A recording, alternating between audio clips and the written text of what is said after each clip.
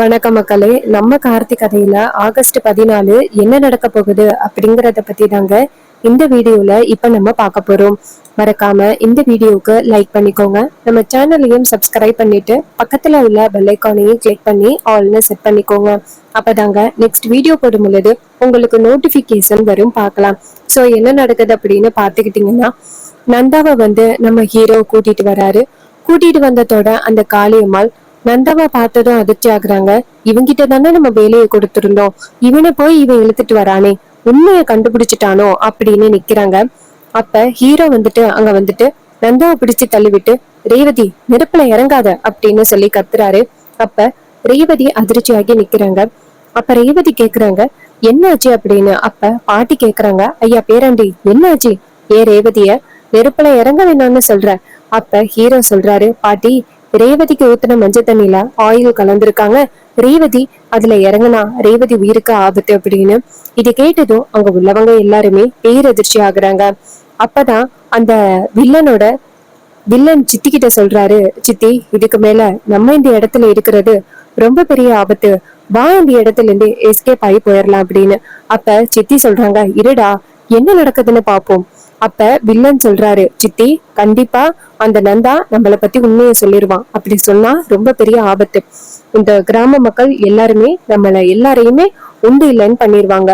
So நம்ம இந்த இடத்த விட்டு போறதுதான் சித்தி நல்லது, வாங்க போயிடலாம். ஆனா சித்தி சொல்றாங்க, இருடா என்ன நடக்குதுன்னு பாக்கலாம் அப்படின்னு சொல்ல, உடனே வில்லனும் சித்தி நான் இந்த இடத்துல இல்ல நான் போறேன் அப்படின்னு சொல்லிட்டு அவர் அந்த இடத்துல இருந்து போயிடுறாரு. அப்ப காளியம்மாள் கோவத்துல இருந்துகிட்டு இருக்க. அப்ப ஹீரோ நேரா நந்தாவை பார்த்து, இப்ப உண்மையை சொல்ல போறியா இல்லையா அப்படின்னு சொல்ல, நந்தா சொல்றாரு, நான் தான் சேதுபதி ஐயாவோட 3 பெண்களும் இறக்கணும் அப்படிங்கிறதுக்காக அந்த 3 குடத்துலயும் ஆயில கலந்த அவங்க நெருப்புல இறங்குறதோட அவங்களுக்கு தீ பிடிக்கும் அப்படின்னு. இதை கேட்டதோட பாட்டிக்கு பேரதிர்ச்சி ஆகுது. அப்ப பாட்டி சொல்றாங்க, ஏண்டா உனக்கு கொஞ்சம் கூட இறக்கமே இல்லையா, இப்படி ஒரு உயிரை எடுக்கிறதுக்கு இப்படி ஒரு கேவலமான திட்டத்தை போட்டிருக்க, இங்க பாரு நீதான் இந்த திட்டத்தை போட்டியா இல்ல யாராவது உனக்கு சொல்லி கொடுத்தாங்களா, சொல்லுடா யாராவது உன்னை செய்ய சொன்னாங்களா அப்படின்னு சொல்ல, அவரு நேரா காளியம்மாளை பார்க்க, காளியம்மாள் சொல்லக்கூடாது அப்படின்னு சொல்ல, உடனே நந்தா சொல்றாரு, நானாதான் இத பண்ணேன் அப்படின்னு. இதை கேட்டதும் அவரும் சரி அப்படின்னு சொல்லிட்டு, இவனை இந்த இடத்துல இருந்து பிடிச்சிட்டு போங்க அப்படின்ட்டு அதிகாரிங்க கிட்ட பிடிச்சு கொடுக்கறாங்க. அப்ப பாட்டி சொல்றாங்க, ஐயா கார்த்தி நீ ஒரு செகண்ட் மட்டும் லேட்டா வந்திருந்தா பேத்திங்களுக்கு என்ன ஆகிருக்குமோ தெரியாது. அப்ப ஹீரோ சொல்றாரு, பாட்டி கவலைப்படாதீங்க அத நான் வந்துட்டேன்னு அப்படின்னு. அப்ப பேத்திங்க 3 பேரும் அவங்க பாட்டியை கட்டிப்பிடிச்சு அழுகுறாங்க, பாட்டி அப்படின்னு. அப்ப பாட்டி சொல்றாங்க, பயப்படாதீங்கம்மா, அதான் என் பேரை காப்பாத்திட்டான்னு அப்படின்னு. அப்ப பஞ்சாயத்து தலைவர்கள் சொல்றாங்க, தம்பி மன்னிச்சிருங்க, எங்க ஊருக்கு உங்க 3 பொண்ணுங்களுக்கும் இப்படி ஒரு ஆபத்து வந்தது எங்களுக்கு ரொம்ப ஒரு பேரதிர்ச்சியா இருக்கு, எங்களை மன்னிச்சிருங்க. அப்ப ஹீரோ சொல்றாரு, சரி பரவாயில்ல அப்படின்னு. மயில்வாகனம் சொல்றாரு, சகல இதுக்குதான் எனக்கு போன் பண்ணீங்களா, நான் தான் போனை சரியா எடுக்காம விட்டுட்டேன், என்ன மன்னிச்சிருங்க சகல. அப்ப ஹீரோ சொல்றாரு, சரி பரவாயில்ல விடுங்க, அத நான் வந்துட்டேன்னு அப்படின்னு. அப்ப ரேவதி சொல்றாங்க, பாட்டி அப்பன்னா எங்களால அந்த நேர்த்தி கடனை செலுத்த முடியாதா. அப்ப ஹீரோ சொல்றாரு, அதுக்கு என்ன செலுத்தலாமே, நீங்க போயிட்டு குளிச்சுட்டு வாங்க, மறுபடியும் மஞ்சள் தண்ணி ஊத்தி இந்த நெருப்புல இறங்கலாம் அப்படின்னு. அவங்களும் சரி அப்படின்னு சொல்ல, அந்த 3 பெண்களும் போயிட்டு குளிச்சுட்டு வராங்க. குளிச்சுட்டு வந்ததோட அவங்களுக்கு மறுபடியும் மஞ்சள் தண்ணி ஊத்துறாங்க. மஞ்சள் தண்ணி ஊத்துனதும் 3 பேரும் அந்த நெருப்புக்குள்ள நடக்கிறாங்க. நடந்து முடிஞ்சு சாமி கிட்ட சாமி கும்பிடுறாங்க. நான் நல்லபடியா இந்த வேண்டுதலை நிறைவேற்றிட்டேன் அப்படின்ட்டு 3 பேரும் சாமி கும்பிடுறாங்க. பரமேஸ்வரி பாட்டி சாமி கிட்ட, ஒரு நிமிஷம் மட்டும் என் பேரை லேட்டா வந்திருந்தா என் 3 பேத்திங்களுக்கும் என்ன ஆகிருக்குமோ தெரியல, நீ தான் உறுதுணையா இருந்து என் பேத்திங்களோட உயிரையே காப்பாத்திருக்க அப்படின்ட்டு கையெடுத்து கும்பிடுறாங்க. அப்புறமா அந்த காளியம்மாள் வில்லன் அந்த சித்தப்பா 3 பேரும் ஒரு இடத்துல இருக்காங்க. அப்ப அந்த சித்தப்பா சொல்றாரு, கரெக்டா நான் அந்த மைதிலியை கொண்டு போய் வச்சிருந்த இடத்த அவன் எப்படி கண்டுபிடிச்சானே தெரியல, சரியான நேரத்துல அங்க வந்துட்டான், இல்லைன்னா இந்நேரம் இந்த 3 பேரும் பஸ்பம் ஆகியிருப்பாங்க. அப்ப சித்தி சொல்றாங்க, நம்ம நினைச்சதை விட அவன் சரியான யமகாதகனா தான் இருக்கான். சோ இதை விட இன்னும் பவர்ஃபுல்லா ஒரு பிளான் பண்ணணும், அப்பதான் அவன் நம்ம திட்டத்துல சிக்குவான், அவன் இருக்கிற வரைக்கும் நம்மளால எதுவும் பண்ண முடியாது போலயே. அப்பதான் வில்லன் சொல்றாரு, சித்தி நான் ஆரம்பத்திலேயே இத பத்தி உங்ககிட்ட சொன்னேன், பல திட்டங்களுக்கு அவன் தான் தடையா இருக்கான் அப்படின்னு. ஆனா நீங்க தான் கொஞ்சம் கூட கேட்கவே இல்லை. இப்பயாவது பாதத்தோட புரிஞ்சுக்கிட்டு இருந்திருப்பீங்களே. நம்மளோட திட்டம் எல்லாத்துக்குமே தடையா இருக்கிறது இவன் தான். அப்ப சித்தி சொல்றாங்க, ஃபர்ஸ்ட் இவனுக்கு ஒரு முடிவு கட்டணும்டா, அதுக்கப்புறம் தான் அந்த குடும்பத்தை நம்மளால பழிவாங்க முடியும். அப்ப சித்தப்பா சொல்றாரு, ஆமா ஃபர்ஸ்ட் அவனுக்கு முதல்ல ஒரு முடிவு கட்டணும், அப்பதான் நம்மளால அந்த குடும்பத்தை நெருங்க முடியும் அப்படின்னு சொல்றாங்க. அதே நேரம் அந்த சித்தி சொல்றாங்க, இன்னும் கொஞ்ச நாள்ல ஒரு நல்ல யோசனை கிடைக்கும், அதை வச்சு அந்த குடும்பத்தை காலி பண்ணலாம் அப்படின்னு சொல்லி பேசிக்கிட்டு இருக்காங்க. இன்னொரு பக்கம் நம்ம ஹீரோயின் வந்துட்டு நேரா நம்ம ஹீரோ கிட்ட போயிட்டு, நீ மட்டும் என்ன காப்பாத்தலைன்னா இந்நேரம் எனக்கு என்ன ஆகிருக்கும்னே தெரியல, என் அக்கா தங்கச்சி எல்லாருமே ரொம்ப பெரிய ஆபத்துல சிக்கிருப்பாங்க. சரி, யாரு இப்படி பண்ணதுன்னு உனக்கு தெரியுமா? அப்ப ஹீரோ சொல்றாரு, யாரு இப்படி பண்ணதுன்னு எனக்கு தெரியாது. அப்ப ஹீரோயின் சொல்றாங்க, இங்க பாரு, இந்த மாதிரி ஒரு விஷயத்த பண்ணது யாரு அப்படின்னு உனக்கு நல்லாவே தெரியும். அம்மாவோட எதிரிதான் கண்டிப்பா இத பண்ணிருக்காங்க. ஒண்ணு அந்த சிவனாண்டியா இருக்கணும், இல்ல அந்த சிவனாண்டியோட சித்தப்பாவா இருக்கணும். இவங்கள்ல யாரோ ஒருத்தவங்களாதான் இருக்கணும். நீ யாருக்கும் தெரியக்கூடாது, பிரச்சனை பெருசாக கூடாது அப்படிங்கிறதுக்காக மறைக்கிற. ரொம்ப நாள் இதை மறைச்சு வைக்கலாம் அப்படின்னு நினைக்காத. கண்டிப்பா அவங்களுக்கு ஒரு நாள் கடவுள் தண்டனை கொடுப்பான். அம்மாவுக்கு மட்டும் இந்த உண்மை தெரிய வந்துச்சுன்னா அவங்கள சும்மா விட மாட்டாங்க. அப்ப ஹீரோ சொல்றாரு, இங்க பாரு, இங்க நடந்ததாவே இருக்கட்டும், இந்த விஷயத்த பத்தி நீ அத்தைக்கிட்ட சொன்னீங்கன்னா அத்தை கண்டிப்பா ரொம்ப கோவப்படுவாங்க. இந்த ஆபத்து வந்துட்டு அவங்களுக்கு நடந்ததுக்கு காரணம் அப்புறம் பாட்டி தான் அப்படின்னு நினைச்சு அப்புறம் ரொம்ப கோவப்படுவாங்க. சோ இந்த விஷயத்த பத்தி நீ மேக்சிமம் அம்மா கிட்ட சொல்லாம இருக்கிறது நல்லது. இது கேட்டதோட ஹீரோயினும், சரி நான் சொல்லல, ஆனா இன்னைக்கு நான் எதுக்காக நான் வேண்டுதல் பண்ண அப்படிங்கிறது உனக்கு தெரியுமா? அப்ப ஹீரோ கேக்குறாரு, அத பத்தி நான் கேட்க விரும்பல. அப்ப ஹீரோயின் சொல்றாங்க, நீ கேட்க விளம்பரம்னாலும் நான் உன்கிட்ட கண்டிப்பா சொல்லியே ஆவேன். அப்ப ஹீரோ சொல்றாரு, இங்க பாரு, நான் உன்கிட்ட கேட்கல. அப்ப ஹீரோயின் சொல்றாங்க, இங்க பாரு, நான் எதுக்காக தெரியுமா வேண்டுதல் வச்சேன்? இது மாதிரி நீ வந்துட்டு என்ன காதலிக்க ஆரம்பிக்கணும், 30 நாளையில உன்னை காதலிக்க வைக்கணும், உன் மனசுக்குள்ள இடம் பிடிக்கணும் அப்படின்னு நினைச்சுதான் நான் நெருப்பு குழியில இறங்கினேன். இது கேட்டதும் ஹீரோ சொல்றாரு, இதெல்லாம் நினைச்சு யாராவது நெருப்பு குழியில இறங்குவாங்களா? அப்ப ஹீரோயின் சொல்றாங்க, இங்க பாரு, என்னை பொறுத்த வரைக்கும் இதுதான் ரொம்ப முக்கியம்.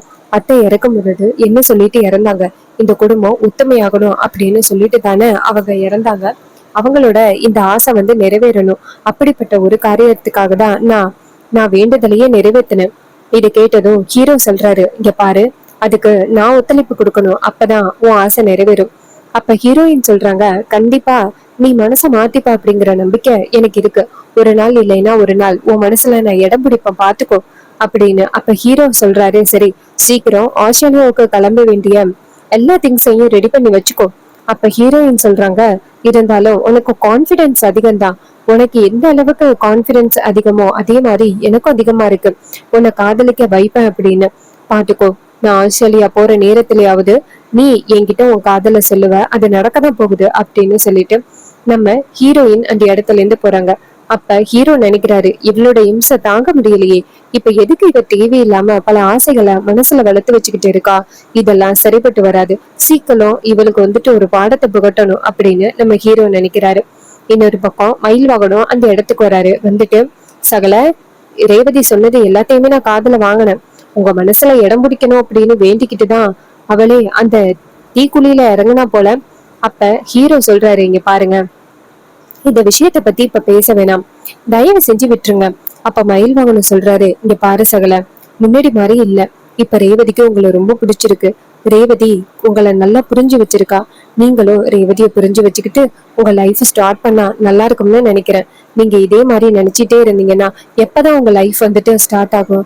இங்க பாருங்க, பழைய விஷயம் எல்லாத்தையுமே மறந்துட்டு சீக்கிரம் ரேவதி கூட சந்தோஷமா வாழ்றதுக்கு முயற்சி பண்ணுங்க. அதை விட்டுட்டு பழைய லவ் அப்படின்னு அதே யோசனை பண்ணிக்கிட்டு இருந்தீங்கன்னா உங்க லைஃப் டோட்டலா காலி ஆகிரும். இது கேட்டதும் நம்ம ஹீரோ சொல்றாரு, இங்க பாருங்க, அதை பத்தி நான் பாத்துக்கிறேன், நீங்க போயிட்டு ரோகிணிய பாத்துக்கங்க. அப்ப மயில் வாகனம் சொல்றாரு, உங்களுக்கு ஏதாவது அட்வைஸ் சொல்ல வந்துட்டா போதுமே, உடனே விரட்டி விட்டுருங்க. அப்ப ஹீரோ சொல்றாரு, சரி போங்க அப்படின்னு சொன்னதும் அவர் அந்த இடத்துல இருந்து போறாரு. அதுக்கப்புறம் ஹீரோ நினைக்கிறாங்க, இவ தேவையில்லாம மனசுக்குள்ள பல கற்பனைகளை வளர்த்துக்கிட்டு இருக்கா, இவளுக்கு ஃபர்ஸ்ட் நம்ம ஒரு முடிவு கட்டணும் அப்படின்னு ஹீரோ நினைக்கிறாரு. இன்னொரு பக்கம் நம்ம பாட்டி கிட்ட நேரா ஹீரோயின் போய் சொல்றாங்க, பாட்டி, என்ன பாட்டி, உங்க பேராண்டி கொஞ்சம் கூட மனசு இறங்கவே மாட்டேங்கிறாரு. அப்ப பாட்டி கேக்குறாங்க, ஏமா என்னாச்சு? அப்ப ஹீரோயின் சொல்றாங்க, இல்ல பாட்டி, அவரை மனசுல எப்படியாவது வந்துட்டு காதலை கொண்டுட்டு வரணும் அப்படின்னு நானும் பல வகையில முயற்சி பண்ணிக்கிட்டு இருக்கேன். ஆனா அவரு கொஞ்சம் கூட மனசு இறங்கவே மாட்டேங்கிறாரு பாட்டி. ஏன் பாட்டி இவரு இப்படி பிடிவாதமா இருக்காரு? அப்ப பாட்டி சொல்றாங்க, சும்மாவாத்தா, அவன் அந்த அளவுக்கு வந்துட்டு தீபா மேல அவ்வளவு லவ்வோட இருந்தான். பொசுக்குன்னு அவளை இழந்ததுனால அவனால கொஞ்சம் கூட வந்துட்டு எதையுமே அக்செப்ட் பண்ணிக்க முடியல. அந்த அளவுக்கு அவன் மனது வேதனையோட இருக்கான். அதனாலதான் சீக்கிரம் அவன் வந்துட்டு ஒத்துக்க மாட்டேங்கிறான். இங்க பாரு, அதுக்காக நீ என் பேராண்டிய காதலிக்கிறத விட்டுறாத. என் பேராண்டி கண்டிப்பா வந்துட்டு உன்னை காதலிக்க ஆரம்பிப்பான். அவன் மனசுக்குள்ளேயும் ஒரு சின்னதா உன் மேல கொஞ்சம் பாசம் இருக்கு. அதை வச்சுதான் நீ எப்படியாவது அவனை காதலிக்க வைக்கணும். இது கேட்டதோட ஹீரோயின் சொல்றாங்க, பாட்டி அது போதும் பாட்டி, சின்னதா அவர் மனசுல எனக்கு ஒரு இடம் கொடுத்தாருன்னா போதும். அதை வச்சு எப்படியாவது வந்துட்டு நான் அவரை காதலிக்க வச்சிருவேன். இது கேட்டதோட பாட்டியும், சரிம்மா, எனக்கு ஒரு வேலை இருக்கு, நான் போறேன் அப்படின்னு சொல்லிட்டு போறாங்க. அதே நேரத்துல அந்த இடத்துக்கு ரோகிணி வராங்க. ரோகிணி வந்ததும் நம்ம ஹீரோயின் சொல்றாங்க, ரோகிணி, நீ எப்படி வந்துட்டு மாமாவை காதலிக்க வச்ச? அப்ப ரோகிணி சொல்றாங்க, அவர்தான் என்ன லவ் பண்ணாரு. அப்ப ரேவதி கேக்குறாங்க, என்னது, மாமா தான் உன்னை லவ் பண்ணாரா? அப்ப ரோஹிணி சொல்றாங்க, ஆமா, அவர் என்ன லவ் பண்ண வைக்கிறதுக்கு என்னெல்லாம் முயற்சி பண்ணாரு தெரியுமா? ரோஸ் கொடுத்தாரு, லவ் லெட்டர் கொடுத்தாரு. கடைசியில நான் கவுந்துட்டேன். சரி இருக்கட்டும், நீ உனக்கு இப்ப என்ன வேணும்? அப்ப ஹீரோயின் சொல்றாங்க, இல்ல, அவரு வந்துட்டு எப்படியாவது காதலிக்க வைக்கணும். அதான் எப்படியாவது அவர்கிட்ட பேசி எப்படியாவது அவரை என் வலையில சிக்க வைக்கணும் அப்படிங்கிறதுக்காக தான் நான் உன்கிட்ட கேட்டேன். அதுக்கு அவங்க சொல்றாங்க, இங்க பாரு, அத பத்தி எல்லாம் எனக்கு ஒண்ணும் தெரியாது, நீ வேணும்னா உன் மாமா கிட்ட கேட்டுக்கோ. அப்ப ஹீரோயின் சொல்றாங்க, அது எப்படி நான் மாமா கிட்ட கேட்க முடியும்? அதெல்லாம் கேட்க முடியாது. அக்கா நீயே கேட்டு சொல்லுக்கா. ரோஹிணி சொல்றாங்க, இங்க பாரு, அதெல்லாம் எனக்கு தெரியாது, என்கிட்ட சொல்லாத அப்படின்னு சொல்லிட்டு அந்த இடத்துல இருந்து போறாங்க. இதை கேட்டுட்டு நம்ம ரேவதிக்கு ரொம்ப அதிர்ச்சியா இருக்கு. என்னடா இது, அக்கா கிட்ட ஹெல்ப் கேட்டோம், அக்கா இப்படி சொல்லிட்டாளே அப்படின்னு. அதே நேரம் அந்த இடத்துக்கு மயில் வராரு. மயில் வந்துட்டு, ரேவதி, நீ இப்ப பேசிக்கிட்டு இருந்தத நான் கேட்டேன். அப்போ ரேவதி சொல்றாங்க, சொல்லுங்க மாமா. மயில் வாகனம் சொல்றாரு, இங்க பாரு, சகலைய எப்படியாவது உன் காதல் வலையில சிக்க வைக்கணும் அதானே? அப்ப ரேவதி சொல்றாங்க, ஆமா மாமா. அப்ப அவரு சொல்றாரு, இங்க பாரு, சகலைக்கு வந்துட்டு என்னென்ன பிடிக்கும் என்னென்ன பிடிக்காது அப்படிங்கறது எல்லாமே ஒரு லிஸ்ட் எடுத்துக்கோங்க. அதை வச்சு எப்படியாவது அவங்கள உங்க வலையில சிக்க வச்சிடலாம். இது கேட்டதும் அவங்க சொல்றாங்க, சரி அப்படின்னு சொல்ல, அப்ப சகல வந்துட்டு நிறைய ஐடியா கொடுக்குறாரு. இது எல்லா ஐடியாவையும் நம்ம ரேவதி எடுத்துக்கிறாங்க.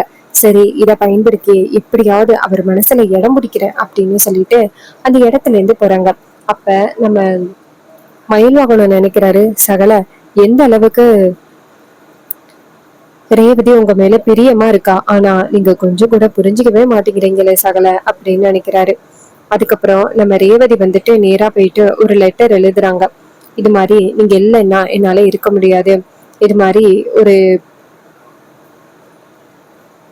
பெரிய மலை உச்சி இருக்கு, நான் என்ன பண்ண போறேன்னா, நீங்க வந்துட்டு என்கிட்ட மட்டும் உங்க மனசுல உள்ளதை சொல்லல அப்படின்னா நான் கண்டிப்பா வந்துட்டு என் லைஃபை முடிச்சுப்பேன் அப்படின்னு சொல்லி அதுல எழுதுறாங்க. எழுதிட்டு நேரா மயில் வாகனத்துக்கிட்ட கொடுத்து இதை கொண்டு போய் கொடுங்க அப்படின்னு சொன்னதோட அவரும் சரி அப்படின்னு சொல்லிட்டு நேரா ஹீரோ கிட்ட கொண்டு போய் கொடுக்குறாங்க. ஹீரோ அந்த லெட்டரை பார்த்துட்டு என்ன இது அப்படின்னு கேட்க, அப்ப மயில சொல்றாரு, இது உங்க பொண்டாட்டிக்கிட்ட இருந்து வந்த தூது. இதை கேட்டதும் அவரு கேக்குறாரு, என்ன, யாருக்கிட்ட இருந்து? அவர் சொல்றாரு, உங்க டார்லிங் ரேவதி கிட்ட இருந்து வந்தது, படிச்சு பாருங்க அப்படின்னு சொன்னதோட அவரும் சரி அப்படின்னு சொல்லிட்டு பிரிச்சு பாக்குறாரு. பார்த்ததும் அவருக்கு ரொம்ப அதிர்ச்சி ஆகுது. என்ன இது? அப்ப மயிலு கேக்குறாரு, ஏன் சகல, என்னாச்சு? அவர் சொல்றாரு, இது மாதிரி அவ இப்படி எழுதியிருக்கா பாருங்க அப்படின்னு சொல்லிட்டு கொடுத்ததும் அவரும் அதை பார்த்துட்டு தீர அதிர்ச்சி ஆகுறாரு. என்ன மாப்பிள்ள இது, இப்படி எழுதியிருக்கா ரேவதி? அப்ப அவர் சொல்றாரு, கொஞ்சம் கூட என்னன்னு பிரிச்சு படிச்சு பார்க்க மாட்டீங்களா? அப்ப அவர் சொல்றாரு, உங்களுக்கு கொடுத்தது நான் எப்படி பிரிச்சு பார்க்க முடியும் அப்படின்னு சொல்ல, இதை கேட்டதும் அவர் அதிர்ச்சி ஆகுறாரு.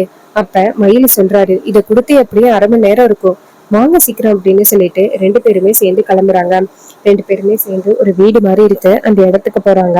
அங்க போயிட்டு பார்த்தா அங்க ரேவதிய காணோம். பார்த்தா பெரிய மலை உச்சி இருக்கு, அந்த இடத்துல நிக்கிறாங்க. இத பார்த்ததும் நம்ம ஹீரோவுக்கு பேரதிர்ச்சியா இருக்கு. ஓடி போய் நம்ம ரேவதியை கூப்பிடுறாங்க. ரேவதி திரும்பி பார்த்து, உங்க மனசுல உள்ள காதலை சொல்லுங்க, அப்பதான் நான் இறங்குவேன் அப்படின்னு சொல்லி பிடிவாதம் பிடிக்கிறாங்க. இதை பார்த்துட்டு ஹீரோவுக்கு ரொம்ப அதிர்ச்சியா இருக்கு. ஸோ இந்த கதை உங்களுக்கு பிடிச்சிருந்துச்சுன்னா இந்த வீடியோவுக்கு மறக்காம லைக் பண்ணிக்கோங்க. நம்ம சேனலையும் சப்ஸ்கிரைப் பண்ணிட்டு பக்கத்துல உள்ள பெல் ஐக்கானையும் கிளிக் பண்ணி ஆல் செட் பண்ணிக்கோங்க. தேங்க்யூ ஃபார் வாட்சிங்.